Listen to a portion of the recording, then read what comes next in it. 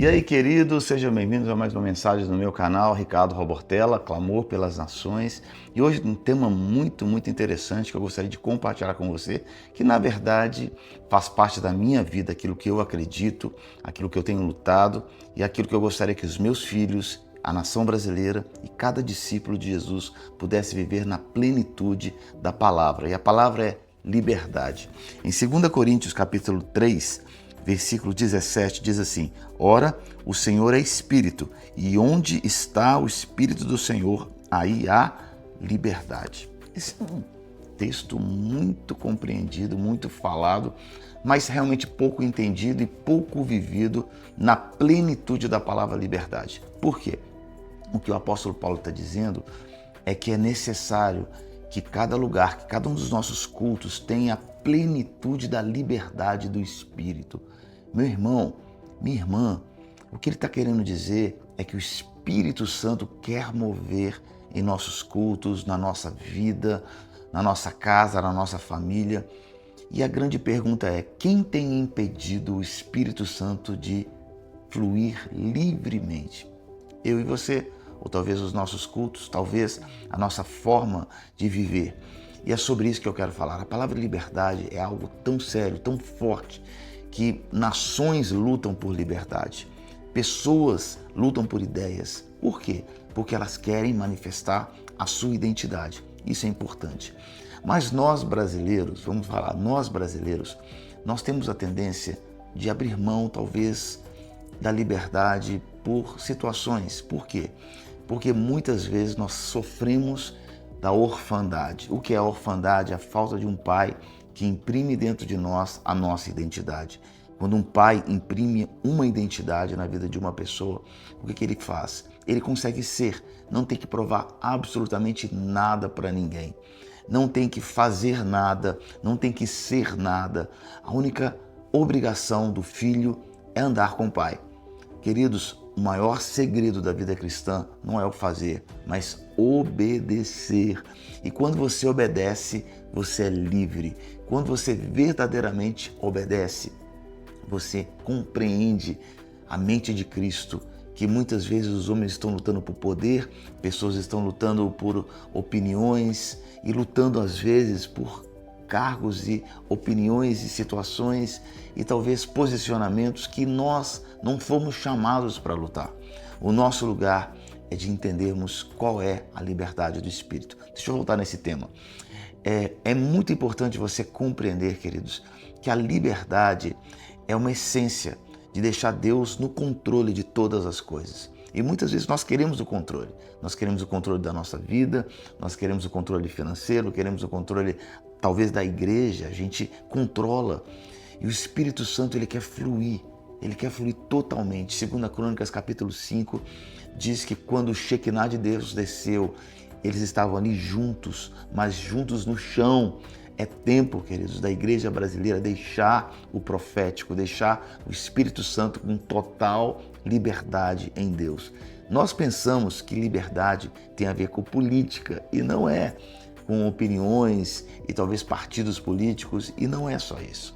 É claro que tem um ponto sobre isso, mas o que eu quero dizer é que existe uma liberdade maior.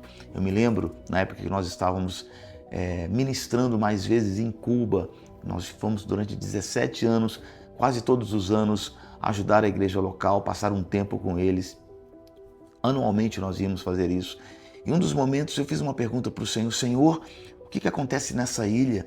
Eu me lembro que um rapaz me pegou assim pelo braço e disse assim: me tire deste lugar, que eu vou te servir como escravo para o resto da minha vida. Eu falei: meu Deus, o tamanho da opressão e da falta da liberdade em uma nação.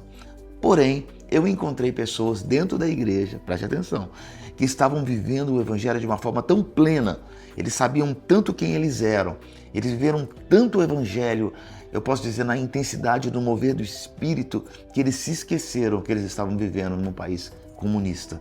E Deus me falou: tá vendo essas pessoas? Meus filhos, eles são livres num país preso. Contanto, existem pessoas presas em países livres. A liberdade começa com como Deus pode operar você. É como uma grande melodia. Imagina uma sinfonia. Ali eu volto a falar de 2 Crônicas capítulo 5. Cada um estava com um instrumento tocando, dizendo: o Senhor é bom e sua misericórdia dura para sempre. Quando de repente o Shekinah desceu e os sacerdotes não conseguiam performar. Eles caíram no chão, tomados pela glória de Deus. Eu creio que isso nós precisamos aprender. Sair da frente e deixar Jesus performar. Deixar Jesus aparecer. Quando ele toca uma melodia, nós subimos para um outro andar. Um andar de estarmos conectados, não com aquilo que os homens pensam, com os posicionamentos, com a vaidade, com a celebridade, mas nós começamos a operar num outro nível, com corações quebrantados, corações humildes, corações conectados com Ele, Jesus. Tudo é sobre Ele, tudo é para Ele. Ser livre e liberdade tem a ver andar com Jesus, caminhar com Ele. Eu volto a repetir, você pode ser livre num país preso, mas você pode ser preso num país livre. Não se importe com essas coisas. Ore, temos que orar, temos que clamar, temos que desejar o melhor. Mas o mais importante, você é livre. Ou existe um espírito de orfandade, que você tem que provar alguma coisa para alguém, provar para o seu pai que você vai se dar bem na vida. Esqueça de tudo isso e mergulhe em águas mais profundas de amadurecimento. É tempo da igreja brasileira amadurecer, eu e você. Nós precisamos amadurecer e buscar uma liberdade. E liberdade não tem negociação. Contra outras coisas, a gente pode negociar situações onde você abre mão, talvez, de opiniões que não são os princípios da palavra. Pode ser somente opiniões sobre a forma de culto, uma forma de uma música, ou outras coisas como essas, que são uma cor na parede de uma igreja. Isso são coisas, opiniões de pessoas, podem variar, mas a liberdade do Espírito, a forma com que você cultua a Deus, deixar Jesus e a sua presença, tomar conta de nossas vidas, não negocie nunca isso. Sabe por quê? Porque a presença de Deus, Jesus andar no nosso meio, Ele faz toda a diferença. Eu tenho fome, eu tenho sede da liberdade do Espírito em nossa nação. Eu tenho fome e sede de não ver somente cantores cantando sobre alguém que não conhecem profundamente. Eu tenho fome e sede de ver uma geração sem face e não uma geração que busca um reconhecimento, uma geração que quer a cada dia aparecer mais e mais. Mas eu tenho fome e sede, veremos um grande avivamento na nossa nação, marcado por jovens, pessoas mais velhas andando juntas, caminhando, somente porque amam a liberdade do Espírito e querem ser tocadas por Deus. Que Deus abençoe a tua vida em nome de Jesus.